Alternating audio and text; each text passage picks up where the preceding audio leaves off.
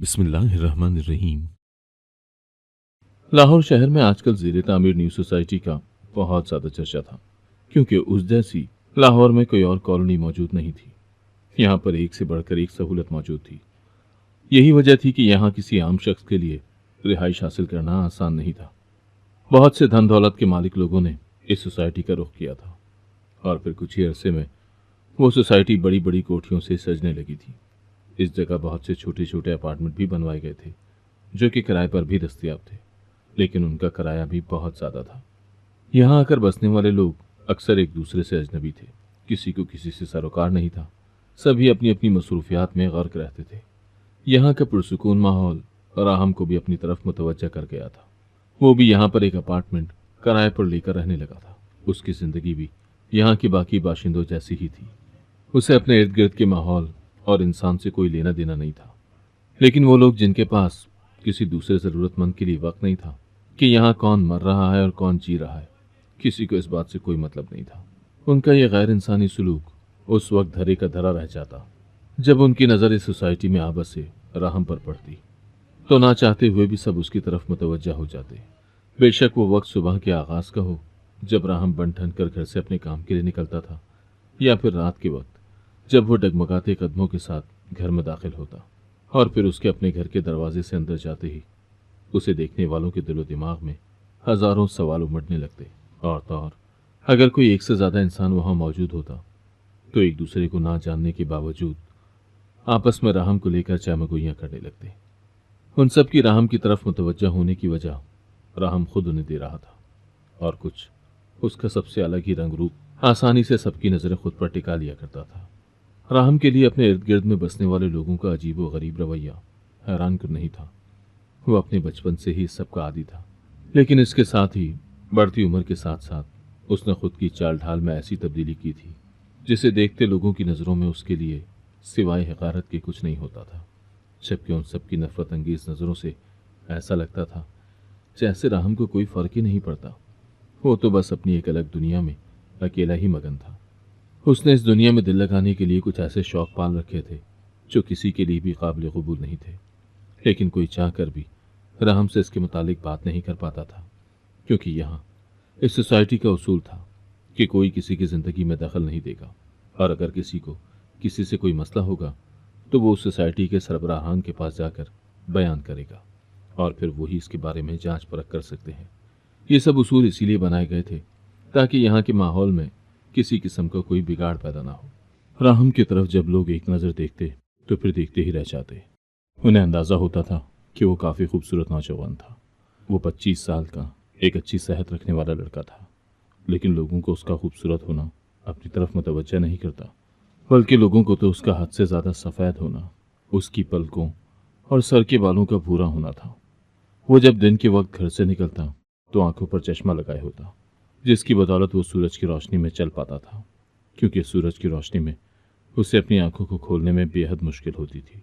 राहम पैदाइशी तौर पर ऐसा ही पैदा हुआ था, और यहाँ के लोग ऐसे लोगों को सूरजमुखी के नाम से जानते थे। जब वो धूप में निकलता तो उसकी रंगत में हद से ज़्यादा सुर्खी खुलने लगती थी।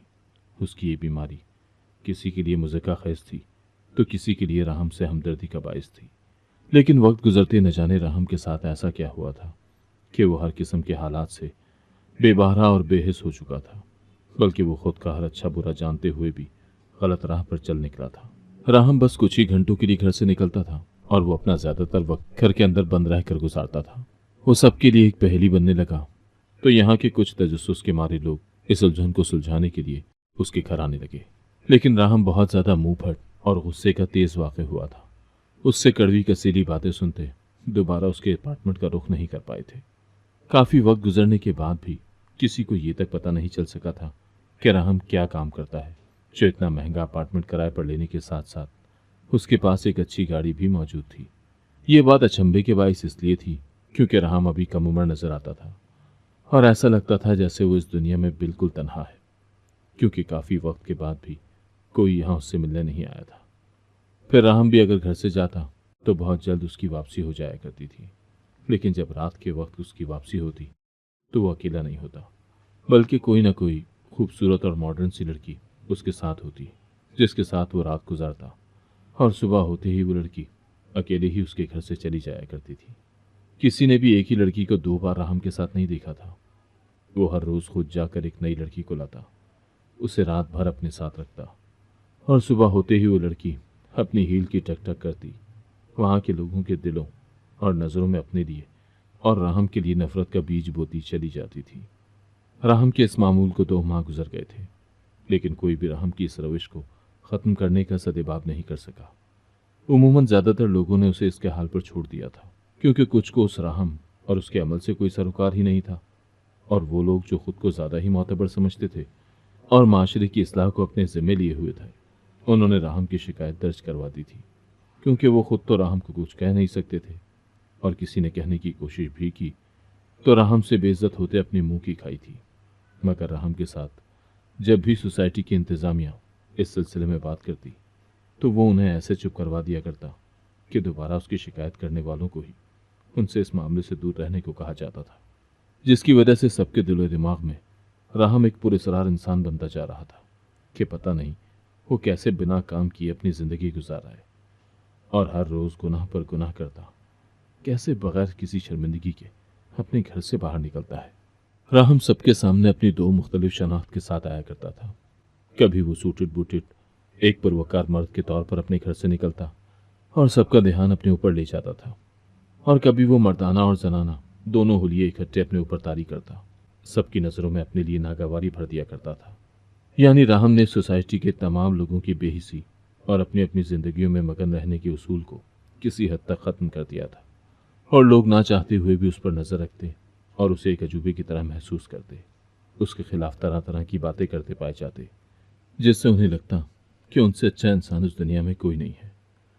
उनमें से कई लोगों को राहम की वजह से अपने घर में मौजूद इज्जतों के नामहफूज होने का डर लगा रहता था, और सभी का कहना था कि राहम का इस सोसाइटी में रहना उनकी बहन बेटियों के लिए किसी तौर भी मुनासिब नहीं है।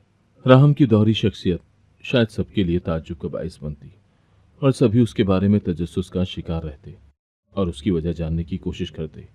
लेकिन राहम का कभी रोज और कभी कुछ दिनों के वक्फे से किसी लड़की को लेकर अपने अपार्टमेंट में जाना सबको नफरत और नाकावारी से भर दिया करता था। उन सब के मुताबिक राहम एक जानी शख्स था जो अब तक न जाने कितनी बार ये गुनाह कर चुका था। एक दिन राहम के अपार्टमेंट के सामने एक गाड़ी आकर रुकी, और ऐसा पहली बार हुआ था कि इन 2 माह में कोई राहम के पास आया था। उस वक्त शाम का वक्त था और कई बुजुर्ग लोग चहलकदमी के लिए घरों से निकले हुए थे, तो सबकी तवज्जो उस गाड़ी से निकलने वाले इंसान की तरफ हुई, जो कि अपने हुलिये से एक 50 साला मोतबर सा शख्स मालूम होता था। उसने जैसे ही गाड़ी से निकलते अपार्टमेंट के दरवाजे के पास मौजूद बैल बजाई, तो सब ने एक दूसरे को देखते अंदाजा लगाना चाहा कि इसका राहम से क्या रिश्ता हो सकता है। सबका पुरतजस्सुस होना आम सी बात थी, लेकिन कहीं दिल में ये भी था कि शायद उसे भी राहम घर के अंदर दाखिल ही ना होने दे, क्योंकि आज तक उसने सोसाइटी के किसी भी शख्स को अपने अपार्टमेंट के अंदर आने की इजाज़त नहीं दी थी। वो सबको दरवाजे पर से ही वापस कर दिया करता था। लेकिन थोड़ी देर बाद राहम ने दरवाज़ा खोला और सामने खड़े इंसान को अंदर आने की इजाज़त दे गया, जिससे सबको कुछ हैरत हुई। राहम और अंदर जाने वाले इंसान के नकूश में काफ़ी मुताबिकत देखते सब ने खुद से अंदाज़ा लगा लिया कि वो यकीनन राहम का बाप है। वाकई में आने वाला पुरकशिश और पुरवकार सा इंसान राहम का बाप था, जो कि आज न जाने कैसे उसके पास चला आया था, क्योंकि उसने पिछले कुछ सालों से राहम से अपने ताल्लुकात ख़त्म कर रखे थे, जिसकी वजूहात वही सब थी जिनको लेकर राहम इस सोसाइटी के लिए एक सवालिया निशान बना हुआ था। अपने बाप को देखते राहम के चेहरे पर कुछ खास अच्छे तासुरात नहीं छाए थे, और जैसे उनके यहाँ आने का मकसद अच्छे से जानता था, दूसरी तरफ उसके बाप के चेहरे पर भी उसको लेकर तनाव की सी ही कैफियत थी। राहम के बाप ने खुद से ही आगे बढ़ते एक नज़र अपने इर्द गिर्द डाली, जैसे वो कुछ खोजना चाह रहा हो, और फिर सामने मौजूद सोफे पर बैठ गया। राहम ने उनके पास आते उनसे इस लहजे में चाय पानी का पूछा जैसे उनके दरमियान काफ़ी अच्छे ताल्लुकात हों, जबकि राहम के अपने बाप से मुखातिब होने की देर थी कि वो जो पहले ही राहम की हरकत से जले भुने बैठे थे उसे बेनुक्त बातें सुनाते चले गए। उनके गुस्सा करने पर राहम ने एक नज़र उनके सरापे पर डाली और कुछ दिली हसरतों को दिली में छुपाए नजरें झुकाया उनकी अपने बारे में राय सुनने लगा। उसने आगे से उनको कोई जवाब देना या फिर अपने बारे में किसी किस्म की सफाई देना लाजिम नहीं समझा था, जिसकी वजह से उसकी खामोशी उसके बाप को उसके सब करतूतों के सही होने की यकीन दहानी करवा रही थी, जिसकी वजह से उनके गुस्से का ग्राफ भी बढ़ता ही जा रहा था। वो समझ ही नहीं पा रहे थे कि आखिर उनके नेक खानदान में राहम जैसा जानी कैसे पैदा हो गया है। उन्हें जैसे ही राहम के गलत राह पर चल पड़ने का इल्म हुआ था, उन्होंने उसे समझाने की कोशिश की, और जब उन्हें लगा कि वो समझ नहीं रहा और उसका उनके घर में होना उनकी इज्जत के लिए खतरा है, तो सब लोगों के सामने शर्मिंदगी से बचने के लिए उन्होंने जज्बात में आकर राहम को घर से निकल जाने को कह दिया था, जिसके पीछे उनका मकसद था कि वो उनके बगैर और उनके पैसों के बगैर कुछ नहीं है, तो वो बुरी रविश छोड़ते जिंदगी गुजारने के लिए मेहनत करेगा और वक्त के साथ वो यकीनन अपने घर वालों के लिए खुद में सुधार लाता उनकी तरफ पलट आएगा। लेकिन इतने अरसे बाद जैसे ये सब उनकी भूल साबित हुई थी, क्योंकि वो अपनी जहानत की बदौलत ऑनलाइन कोई काम करते बहुत जल्द पैसे कमाने लगा था, और इसके साथ पहले जो डरे छुपे गलत काम करता था, अब डंके की चोट पर उन सब में मुलविस हो गया था। क्योंकि पहले पहल जब राहम के बाप ने उस पर शक किया था, तो उसने अपनी सफाई देनी चाहिए थी, जिससे उसका बाप झूठ के मायनों में ले गया था। उसने इसी वजह से राहम से अपना ताल्लुक खत्म किया था कि अगर वो सच्चा है तो वो अलग रहते अपनी सच्चाई साबित करेगा।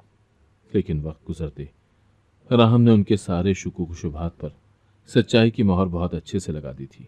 लेकिन वो चूंकि एक बाप थे, इसीलिए उसे इस तरह गुनाह के रास्ते पर गामजन देखकर एक बार फिर उसके पास आ पहुंचे थे कि उसे समझा बुझाकर वो उसे सीधी राह पर ले आए।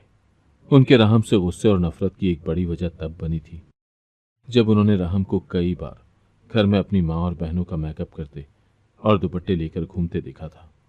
पहले तो दिल में नागवारी महसूस करते उन्होंने उसे इस सब से रोका था और उसका बचकाना रवैया समझते हुए नज़रअंदाज करने की कोशिश की थी। लेकिन पता नहीं क्यों उन्हें ऐसा लगने लगा, और कुछ बाहरी दुनिया में भी राहम की ऐसी बातें पहुंची तो उन्हें इस कदर शर्मिंदगी हुई कि वो अपना सारा गुस्सा राहम पर निकाल गए। उन्होंने राहम को मारा पीटा और उसे घर से ये ताना देते हुए निकाल दिया कि वो एक नामर्द है और ऐसे बेटे की उन्हें कोई ज़रूरत नहीं है। वो ऐसे बेटे के बगैर ही अपनी बेटियों के साथ जिंदगी गुजार लेंगे। उनकी 2 बेटियां और एक ही बेटा राहम था, जिसने उन्हें बहुत सी उम्मीदें दी थी। लेकिन जैसे ही उन्हें वो अपनी उम्मीदों पर पूरा उतरता नजर नहीं आया और ज़रा सा डगमगा गया, तो उन्हें खुद पर इख्तियार नहीं रहा और वो राहम को घर से निकाल देने का फैसला कर बैठे। उस वक्त राहम भी नई नई जवानी की दहलीज पर पहुंचा था। उसने अपने बाप की बात को गलत साबित करने के लिए और खुद पर से नामर्दी का ठप्पा हटाने के लिए जिना जैसे फेल को अंजाम दे बैठा, जिस पर उसका बाप, जो पहले उसके साथ कुछ नरमी का फैसला करता, जवाबन राहम की इतनी हठधर्मी दिखाने पर उसे बिल्कुल ही उसके हाल पर छोड़ गए। सोच थी कि जब जिंदगी गुजारने के लिए खुद कुछ नहीं कर सकेगा और पैसों का मोहताज होगा तो उनके पास लाजमन वापस आ जाएगा। तब वो उस पर एहसान करते, उसे सब बुरे काम छोड़ने का कहते, हकीकतन अपना एक अच्छा बेटा बनने को कहेंगे और इस तरह सब ठीक होता जाएगा। लेकिन आगे से भी उन्हीं का खून था और दोनों ही बाप बेटा एक दूसरे के आगे झुकने को तैयार नहीं थे। राहम ने बढ़ चढ़कर खुद को बुरा साबित करना शुरू कर दिया था, जिससे दिलों में नफरत और बेगानगी बढ़ती ही चली गई, जिसकी सबसे बड़ी वजह राहम के बाप का उसे प्यार और नरमी से समझाने के बजाय सख्ती से काम लेना था, जिसकी वजह से राहम के दिल में भी अपने बाप के लिए प्यार और मोहब्बत की जगह गम और गुस्से ने ले ली थी। इस वक्त भी वो राहम के झुके हुए चेहरे को देखते उसे घर वापस आने का लालच दे रहे थे कि अब भी वक्त है। वो अगर अपनी माँ और बहनों से मिलना चाहता है तो उसे एक शरीफ इंसान बनना पड़ेगा। वो उस जैसे गंदे किरदार के इंसान को अपने घर किसी सूरत बर्दाश्त नहीं करेंगे। उनके यहाँ आने की वजह राहम की माँ की तबीयत खराबी थी।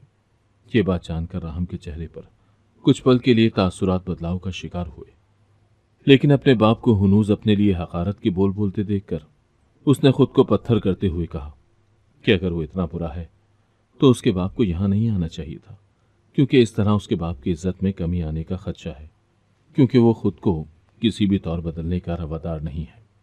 उसकी बातों पर उसका बाप मजीद गुस्से में आता, उसे बुरा भला कहते साथ वहां से उठते बाहर की जानिब कदम बढ़ा गया था और हमेशा की तरह उसे धमकी भी दे गया था कि कभी उसे उसकी माँ से मिलने नहीं देगा, और अगर उसने ऐसी कोशिश की तो वो उसी वक्त उसकी माँ को हमेशा के लिए छोड़ देगा।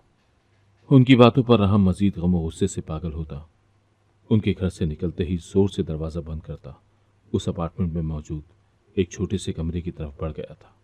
उस कमरे में जाते ही वहां एक ऐसी खामोशी का राज हो गया था जैसे यहाँ कोई जिंदा इंसान मौजूद ही नहीं है। यहाँ के ये सन्नाटा और खामोशी रोज का ही मामूल थी। राहम के बाप जैसे ही बाहर निकलते अपनी गाड़ी में बैठने लगे तो एक दो बड़ी उम्र के मर्द उसके पास जल्दी से बढ़ते उससे उसका राहम से रिश्ते के बारे में पूछने लगे। तो राहम के बाप ने गुस्से से कहा कि उसका राहम से कोई रिश्ता नहीं है, जिस पर सामने मौजूद मर्दों ने बाकायदा कानों को हाथ लगाते हुए कहा कि राहम जैसे बुरे इंसान से रिश्ता रखना भी कौन चाहेगा। साथ ही उनकी आंखों में राहम के बाप के लिए हमदर्दी का अंसर भी था, जिसे महसूस करते राहम का बाप बड़े बुरे दिल के साथ वहां से रवाना हुआ था। उसने दिल में सोच लिया कि अब किसी सूरत दोबारा राहम की तरफ नहीं आएंगे। वो उसे अपने लिए मरा हुआ समझकर दिल को तसल्ली दे लेंगे। वो जो राहम की मां की बीमारी के बहाने उसके पास गए थे कि उन्हें लगा था कि राहम उनसे माफी मांगता, तमाम बुरे काम छोड़ने का वादा करता, अपनी मां के लिए उनके साथ चलाएगा।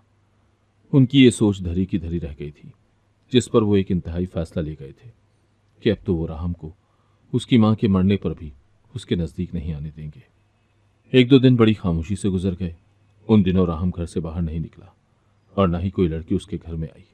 लेकिन तीसरे ही दिन राहम बन संवर कर घर से निकला था और आज उसका रुख उसी अस्पताल की तरफ था जहां उसे पता चला कि उसकी मां का इलाज चल रहा है। लेकिन उसे देखते ही उसके बाप ने नफरत से उसकी तरफ से मुंह मोड़ लिया और उसे उसकी मां से मिलने की इजाजत नहीं दी। तब उस वक्त राहम ने अपनी मां से मिलने की खातिर अपने बाप से कहा कि वो कोई बुरा काम नहीं करता और ना ही कभी मुस्तकबिल में करेगा, तो उसे उसकी मां से मिलने दिया जाए। जिस पर उसके बाप ने उस पर गुस्से से हाथ उठा दिया और कहा कि वो अपने झूठ से खुद को अच्छा साबित नहीं कर सकता, क्योंकि उनके पास उसके मुतालिक सब खबरें हैं कि उसके बहुत सी लड़कियों के साथ ताल्लुकात हैं और वो नशे का भी आदी है। उसका खुद को हर गुनाह से पाक समझना और बाप के सामने गलत बयानी से काम लेने पर उसके बाप ने उसे धक्के देते हुए वहां से निकाल दिया। तब राहम ने अपने बाप को मजीद गुस्सा दिलाने के लिए एतराफ़ कर लिया कि वो वाकई में ज़ानी है और वो 100 से ज़्यादा बार जिना कर चुका है। उसकी इस बात पर उसके बाप को दुख तो हुआ, लेकिन उसने सर झटक दिया कि वो ये बात पहले से ही जानता है कि अब तक राहम जैसे गुनहगार इंसान की जिना जैसे गुनाह की तादाद इतनी तो हो चुकी होगी। जिसके बाद एक बार फिर रोज एक नई लड़की निकलते नजर आने लगी, जिस पर लोग कानों को हाथ लगाते तौबा तौबा करते वहां से गुजर जाते। इसी दौरान राहम को जब पता चला कि उसकी मां इस दुनिया से चली गई है तो वो सब कुछ भूलता तड़पता हुआ एक बार फिर अपने बाप के सामने जा पहुंचा था। लेकिन उसके बाप ने अपनी बात पर कायम रहते राहम को उसकी मां का आखिरी दीदार नहीं करने दिया था। उसका कहना था कि एक जानी बेटे का उसकी मां के जनाजे में शिरकत करना कोई मायने नहीं रखता और ना ही उसकी मरी हुई मां की रूह को इस बात से कोई फर्क पड़ेगा। राहम ने उस वक्त अपने बाप के पांव पकड़ने चाहे और उससे माफी मांगनी चाहिए, लेकिन अब शायद इस सब का वक्त गुजर गया था और राहम इस दोहराए पर आ खड़ा हुआ था कि कोई भी उसे एकदम से एक अच्छा इंसान समझने को तैयार नहीं था कि वो गुनाहों में लथड़ा हुआ शख्स अपनी मरी हुई मां के जनाजे में शिरकत के लिए खुद को सीधी राह पर ले आए। उस दिन राहम अपने अपार्टमेंट में वापस आया तो फिर एक दो बार के अलावा किसी ने उसे घर से बाहर निकलते नहीं देखा और काफी दिनों तक किसी लड़की को भी उसके अपार्टमेंट में आते और जाते नहीं देखा गया था, जिस पर यहाँ के रहने वालों को हैरत तो हुई, लेकिन फिर शुक्र भी अदा किया कि उनके नज़दीक कोई बुरा काम रुक गया है, बेशक वक्ती तौर पर ही सही। लेकिन अचानक ही लोगों ने महसूस किया कि 2 दिन से अरहम घर से बाहर नहीं निकला। उसके घर के पास से गुजरते मौत जैसा सन्नाटा तो पहले भी महसूस होता था, लेकिन जब अरहम घर से निकलता तो कुछ जिंदगी का एहसास होता था। लेकिन जब 2 से तीसरे दिन भी लोगों ने राहम को घर से निकलते ना देखा तो ताज्जुब का शिकार होते सोसाइटी की इंतजामिया को इस बारे में इत्तला दी गई, जिस पर कुछ लोग राहम के अपार्टमेंट की तरफ आए और बाहर से कई बार इत्तला की घंटी बजाई और जोर जोर से दरवाज़ा भी खटखटाया गया। लेकिन कोई जवाब न मिलने पर सब परेशानी का शिकार हुए और फिर कोई और चारा न देखते हुए दरवाज़ा तोड़ते घर के अंदर आना ही पड़ा। घर में उस वक्त एक वहशतनाक सी खामोशी छाई हुई थी। वो एक छोटा सा अपार्टमेंट था जिसे चंद ही लम्हों में देखा जा चुका था, लेकिन राहम उस अपार्टमेंट में मौजूद 2 बेडरूम के बजाय वहां मौजूद एक छोटे से कमरे में नजर आया था। और जिस हालत में वो देखा गया, लोगों की हैरत की इंतहा नहीं रही थी। लोग उस सामने मौजूद हकीकत को चाहकर भी कबूल नहीं कर पा रहे थे। राहम उस कमरे में मुर्दा हालत में पाया गया था। राहम का उस अपार्टमेंट में मुर्दा पाया जाना शायद सबके लिए एक आम सी बात होती, लेकिन उसकी मौत जिस हालत में वाक़ हुई थी, उसको देखते सबकी आंखें फटी की फटी रह गई थी। ये देखकर कि एक जानी शख्स की मौत हुई भी, तो वो भी सजदे की हालत में। फिर उसकी ज़िंदगी का ये पहलू आज पहली बार सबकी नज़रों में आया तो सबका हैरान होना तो बनता था कि अगर उसका ताल्लुक अल्लाह से इतना गहरा था तो वो गुनाहों से भरी ज़िंदगी क्यों गुजार रहा था। लेकिन फिल वक्त कोई भी सूरत हाल को समझ नहीं पा रहा था। उस वक्त फौरी तौर पर उसके मुर्दा वजूद को अस्पताल ले जाया गया, जहां पर उसकी तबई मौत की तस्दीक कर दी गई थी। जैसे तैसे करके राहम के बाप तक उसकी मौत की खबर पहुंचाई गई तो उसने राहम से किसी किस्म के ताल्लुक से पहले पहल इनकार कर दिया। लेकिन जब राहम के सजदे की हालत में इंतकाल करने का पता चला तो न जाने वो क्या सोचकर राहम के जनाजे में चला आया और उसकी आखिरी रसूमात वो खुद अदा करता चला गया। पता नहीं कौन सी कुव्वत थी जो उससे ये सब करवा रही थी, जबकि जब राहम जिंदा था तो उसे उस पर कभी भी रहम नहीं आया। एक उसका सजदे की हालत में मर जाना, न जाने क्यों उनका दिल ये सोचने पर मजबूर हुआ था कि अगर राहम सानी था तो उसका अल्लाह से ताल्लुक इतना नज़दीकी कैसे था। राहम का इस हालत में मरना सबके दिलों में बहुत से सवाल छोड़ गया था कि इतनी औरतों से जिना करने वाले शख्स की मौत सजदे की हालत में क्यों हुई, जिसका जवाब बहुत जल्द सबको मिलने वाला था। और वो जवाब देने वाला कोई और इंसान नहीं बल्कि खुद राहम का बाप था। राहम के मरने के बाद उसके अपार्टमेंट में मौजूद उसका सामान उसके बाप के हवाले कर दिया गया था और उसका बाप जो उससे नफरत करता था उसकी चीज़ों को लेने से इनकार नहीं कर पाया और एक याद के तौर पर उन्हें अपने पास ले गया। दिल में गम की कैफियत थी कि वो उनका खून था जिसे शायद एक अच्छा इंसान बनाने का उनका तरीका सही नहीं था, जिसका एहसास उन्हें राहम के मरने के बाद बहुत जल्द हो गया। अब बढ़ती उम्र के साथ जब वो बेटियों की शादियों के बाद बिल्कुल तन्हा रह गए तो वक्त गुजारने के लिए वो अक्सर राहम की इस्तेमाल शुदा चीज़ों को देखते रहते।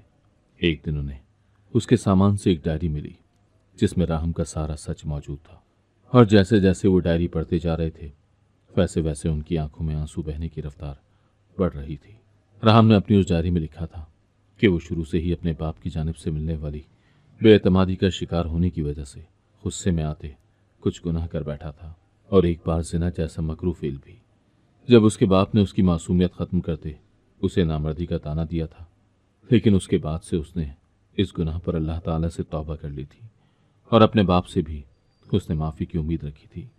लेकिन उसका बाप इस कदर उससे बदजन हुआ कि उसे अपने घर से क्या अपनी ज़िंदगी से ही बेदखल कर गया, जिसकी वजह से राहम ने अपने बाप के खुद पर यकीन न करने और दुनिया की मनगढ़ंत बातों की वजह से बाप को खुद पर गुस्सा करते देखकर जब वो बिल्कुल अकेला हो गया तो उसने बाप के इस सब अमाल का बदला ऐसे लिया कि जो शुकूक उसके बाप को उसके मुतालिक थे वो सब सच करता चला गया।